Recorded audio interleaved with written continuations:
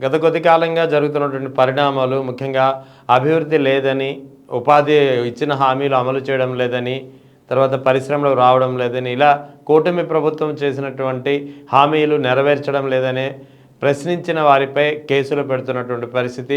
ఇటీవల నేను ప్రముఖ దర్శక నిర్మాత తమ్మారెడ్డి భరద్వాజతో ఇంటర్వ్యూ చేసినప్పుడు కూడా, మీరెందుకు ఈ మధ్యన కాలంలో సైలెంట్‌గా ఉంటున్నారు సార్ అంటే, ఆయన నవ్వుతూనే చాలా చలోక్తిగా ఒక చెప్పినటువంటి ఆన్సర్ కాస్త చివుక్కుమంది. "ఎందుకు సార్ ఈ వయసులో కేసులు, జైళ్ళు అవసరమా నాకు" అన్నారాయన. అంటే ఏం జరుగుతుంది మేడం రాష్ట్రంలో అసల?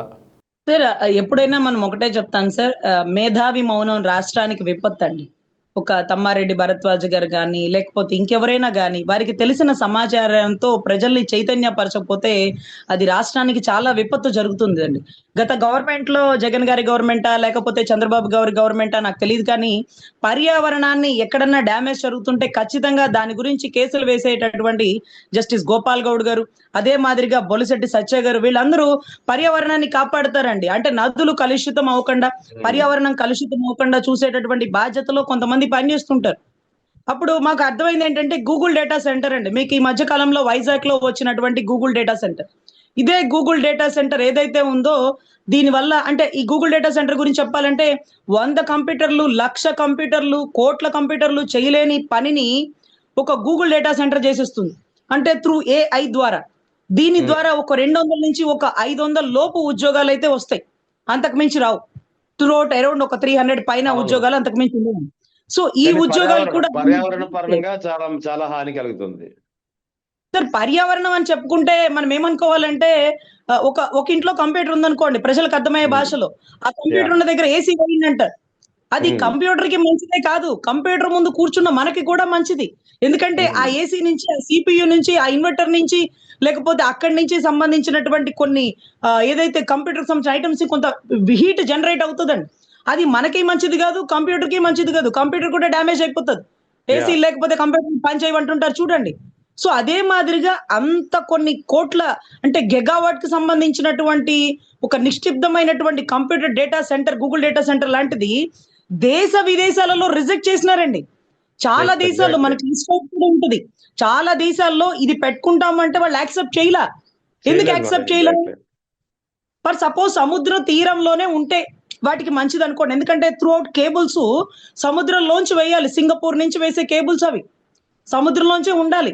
సో ఇక్కడేమవుతుందంటే ఎంత హీట్ జనరేట్ అవుతదంటే, ఎంత వాటర్ కన్జ్యూమేట్ చేసిద్దంటే, ఎంత కరెంట్ కన్జ్యూమేట్ చేస్తుందంటే, ఇది వైజాగ్ పరిసర ప్రాంతానికి కొంత ఇబ్బందిని కలిగించే అవకాశం ఉంటుంది. అదే మాదిరిగా పర్యావరణం పొల్యూషన్ అవుతది హ్మ్. అనేది దాని గురించి వర్క్ చేసేటటువంటి నిష్ణాతులు ఉంటారండి ఢిల్లీలో. వాళ్ళు ఈ గూగుల్ డేటా సెంటర్ ఎక్కడొస్తే అక్కడికొచ్చేసి ధ్వజమెత్తేస్తారు. వాళ్ళు ఊరుకోరు. వాళ్ళు ఏ పార్టీలకు అతీతంగా ఒక సబ్జెక్ట్ అవగాహన ఉన్నటువంటి వ్యక్తులు వాళ్ళు.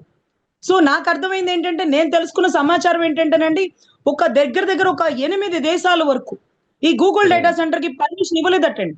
సరే ఇవ్వలేదు సరే, మన దేశంలో మన రాష్ట్రం ఒక్కటే దొరికిందా? ఒరిస్సా కూడా సముద్రమే ఉంటది కదా! గోవా అవును. కూడా సముద్రం కదా ఉంటది. అంత బీచే కదా! మరి వాళ్ళ దగ్గర ఎందుకు పర్మిషన్ ఇవ్వలేదు? వైజాగే ఎందుకు ఎంచుకున్నారు? So what ever it may be. వాళ్ళు అడిగిరు పోనీ వాళ్ళకి అవసరం సార్. వాళ్ళకి సముద్ర తీరం అవసరం, జనాలు ఉండే దగ్గర అవసరం, తర్వాత shipyard, dockyard, airport అన్ని ఫెసిలిటీస్ అవసరం కదా! మరి అలాంటి అవసరం వాళ్ళకైనప్పుడు మనం పైసాకిచ్చేస్తాం, పావులకిచ్చేస్తాం, ముప్పావులకిచ్చేస్తాం అంటే మనం చెప్పండి ఇదేమన్నా మన హెరిటేజ్ సొమ్మా? లేకపోతే మన ఖజానాలో దాచిపెట్టుకున్న మన స్విస్ బ్యాంకులో డబ్బా? కాదు కదా! ప్రభుత్వ ఖజానా హ్మ్. డబ్బు. మరి మీ ఇష్టం వచ్చినట్టు మీరు ఇచ్చేస్తానంటే అది అమరావతిలో వచ్చే కంపెనీకి మీరు రాయితీలు ఇవ్వండి. కానీ వైజాగ్‌లో వచ్చే కంపెనీకి అవసరం వాళ్ళది. అవసరం ఎగ్జాక్ట్‌లీ. వాళ్ళది. అదానీ కంపెనీకి అవసరం. లేకపోతే Google data centre Google Pichaiah గారికి సుందర్ పిచ్చయ్య గారికి అవసరం. మనకేం అవసరం? మనకి 400 ఉద్యోగాలు. ఆ ఉద్యోగాలు కూడా మన రాష్ట్రంలో చదవగల ఏ విద్యార్థి కూడా అక్కడ పని చేయలేడు. అంటే అంత టెక్నాలజీ మనకుండదు. ఫర్ సపోజ్ ప్రజలకు అర్థమయ్యే భాషలో చెప్పాలంటే ఒక పూరిపాకలో కరెంట్ కూడా లేదండి. లైట్ హ్మ్. కూడా లేదు. అలాంటి లైట్ లేదు, ఫ్యాన్ లేదు, కరెంట్ లేదు. ఆ ఊర్లో ఒక ఏసీ రిపేర్ షాప్ వచ్చింది. ఒక హ్మ్. ఏసీ తయారీ షాప్ వచ్చింది. ఆ ఇంట్లో బిడ్డలు చదువు కూడా లేదండి. వాళ్ళు పొలం చేసుకునే బిడ్డలు. వాళ్ళకి ఉపాధి వస్తుందా అండి? వాళ్ళ ఆ ఏసీ కంపెనీకి ఏసీ రిపేర్ షాప్ లో పని చేయగలుగుతారా అండి? ఆ ఏసీలు మనం ఏమన్నా వాడుకోగలుగుతామా అండి? మన ఇంట్లో మొదలే కరెంట్ లేదు. మన బిడ్డలు పొలం పని చేసుకుంటున్నారు. మనకక్కడ ఏసీ రిపేర్ షాప్ వచ్చేసింది. మీ ఏరియాకి కొత్త వైభోగం వచ్చేసిందంటే ఎవరికి ఆ వైభోగం? బయట నుంచి ఉద్యోగస్తులు వస్తారు సార్. ఇక్కడ ఈ గూగుల్ డేటా సెంటర్‌లో వచ్చే ఉద్యోగాలు దేశ విదేశాల వారొస్తారు. మన రాష్ట్రంలో, మన దేశంలో పని చేయగల సమర్థత కూడా ఎవరికీ ఉండదండి. రైట్. అంటే రైట్. రైట్. ఇంత అడ్వాన్స్‌డ్ టెక్నాలజీతో ఉన్నది.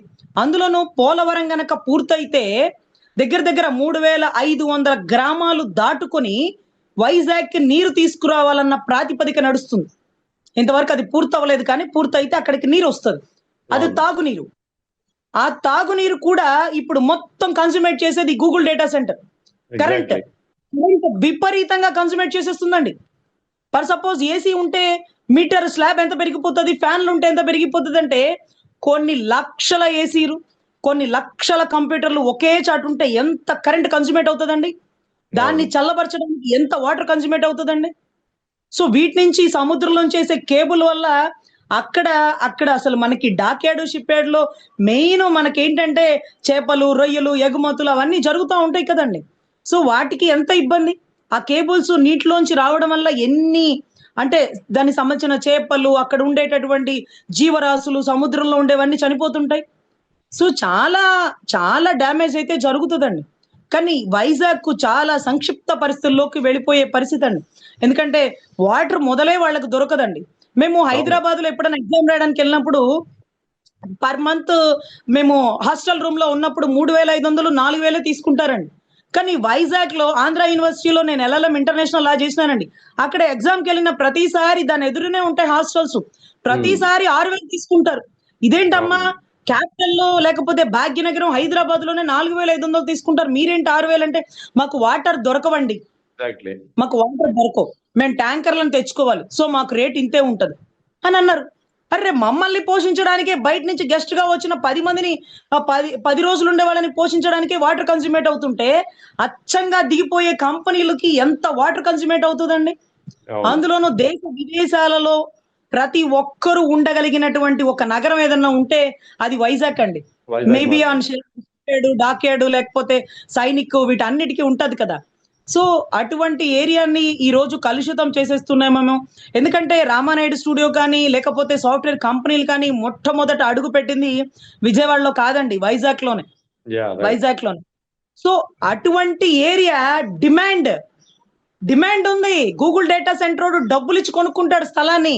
మనం అవును. వృధాగా దారిపోయినట్టిలా. అంటే ఎదురు కట్నం ఇచ్చి పెళ్లి చేసుకోవాల్సిన అవసరం లేదు. హ్మ్. మన పిల్లల డిమాండ్ మనకుంది. వాళ్ళే యాహ్! వస్తారు. వాళ్ళే కట్నం ఇస్తారు. అనే రైట్. పరిస్థితండి. So, right. పైసాకి, పిల్లలకి ఇచ్చేసామనేటటువంటి నాయకుల కంటే, ఆ డబ్బులు తీసుకొని గూగుల్ డేటా సెంటర్ పిచ్చయ్య గారు చాలా డబ్బున్న వాళ్ళు కదా! చాలా టాక్స్‌లే కడతారు. మనకి డబ్బులిస్తారు. ఆ డబ్బు గనక ఖజానా వేసుకుంటే, మనం పీపీఈ పద్ధతి ద్వారా మెడికల్ కాలేజీల ప్రైవేటీకరణ ఆపేసుకొని, ధర్మాసుపత్రులు చేసేసుకునే అవకాశం ఉంటుంది. హ్మ్. ఇదే కదా ఖజానాని నింపే డబ్బు. సో, వృధాగా అలా ఇచ్చేయకూడదు. అది కరెక్ట్ కాదు. వాళ్ళకి అవసరం ఉంది. రైట్. మనం అవకాశం ఇస్తున్నాం. ఎన్నో దేశాలు రిజెక్ట్ చేసిన దాన్ని మనం యాక్సెప్ట్ చేసినాం. ఎన్నో రాష్ట్రాలు వద్దని తరిమేసిన గూగుల్ డేటా సెంటర్‌ని మనం తెచ్చుకుంటున్నాం. గతంలో కూడానండి జగన్ గారు దీంట్లో ఒక రూల్స్ అండ్ రెగ్యులేషన్స్ పెట్టేసారండి. గూగుల్ డేటా సెంటర్ తెచ్చుకోవడం కాదు.